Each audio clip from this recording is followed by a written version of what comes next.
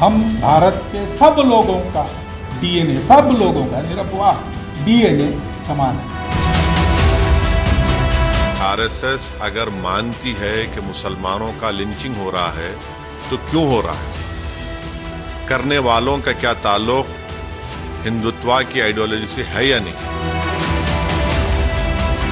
संघ के विचार हमेशा जो है वो समाज को लेकर के, देश को लेकर के ऐसे ही सकारात्मक है। नमस्कार, आप देख रहे हैं द पेपर। मैं हूं मेहर शेख। सुर्खियों में रहने वाला मॉब लिंचिंग का मसला एक बार फिर तूल पकड़ने लगा है।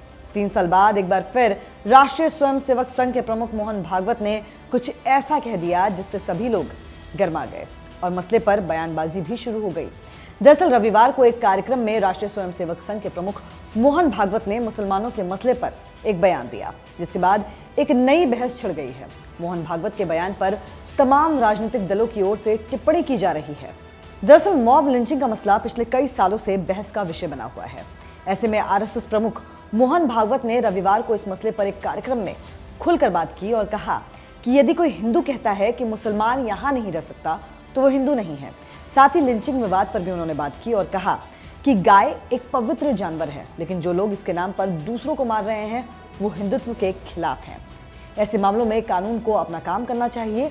इसके अलावा मोहन भागवत ने कहा था कि सभी भारतीयों का डीएनए एक है, चाहे वो किसी भी धर्म का हो। जिसके बाद अब ये सवाल उठता है कि मोहन भागवत का, जो कि आरएसएस के प्रमुख हैं, उनका इस तरीके की बात करना क्या दोहरा रवैया है? और अब जब आरएसएस प्रमुख की ओर से ऐसा बयान दिया गया है तो इस पर बहस होना लाजमी था। सबसे पहले टिप्पणी एआईएमआईएम प्रमुख असदुद्दीन ओवैसी की आई, जिन्होंने कई ट्वीट कर मोहन भागवत पर पलटवार करते हुए कई बातें कही। उन्होंने कहा कि आरएसएस के भागवत ने कहा है कि लिंचिंग करने वाले हिंदुत्व विरोधी हैं। इन अपराधियों को गाय और भैंस में फर्क नहीं पता होगा, लेकिन कत्ल करने के लिए जुनैद, अखलाक, पहलू, रकबर, अलमुद्दीन जैसे कई नाम काफी हैं। आगे उन्होंने कहा कि कायरता, हिंसा और कत्ल करना गोडसे की हिंदुत्व वाली सोच का अटूट हिस्सा है। मुसलमानों की लिंचिंग भी इसी सोच का नतीजा है। आपको बता दें कि बयान के बाद से ही संघ में भी बहुत से लोग इस बयान का विरोध कर रहे हैं। लोगों ने कहा है कि गुरुजी गोवलकर के जमाने में हिंदुत्व को लेकर संघ की सोच अलग थी। गोवलकर मानते थे कि 1200 साल पहले जब इस धरती पर मुसलमानों ने कदम रखा, उनका एकमात्र मकसद पूरे देश का धर्मांतरण करना और उनसे अपना गुलाम बनाना।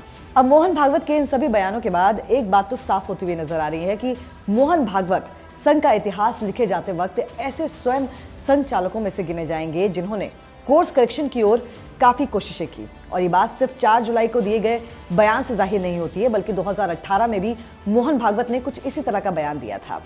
तो मोहन भागवत संघ की कोर फिलॉसफी के होते हुए भी एक किस्म के बदलाव की ओर संकेत दे रहे हैं, लेकिन ये बदलाव जब तक सिर्फ बयानों में रहेंगे तब तक इन्हें गंभीरता से नहीं लिया जाएगा। तो कोशिश यही की जानी चाहिए कि इन बयानों को हकीकतन भी एक अंजाम दिया जाए। अगर आपको हमारा ये वीडियो पसंद आया हो तो द पेपर को लाइक, शेयर और सब्सक्राइब करना ना भूलें। और हाँ, हमें इंस्टाग्राम और फेसबुक पर भी जरूर फॉलो करें।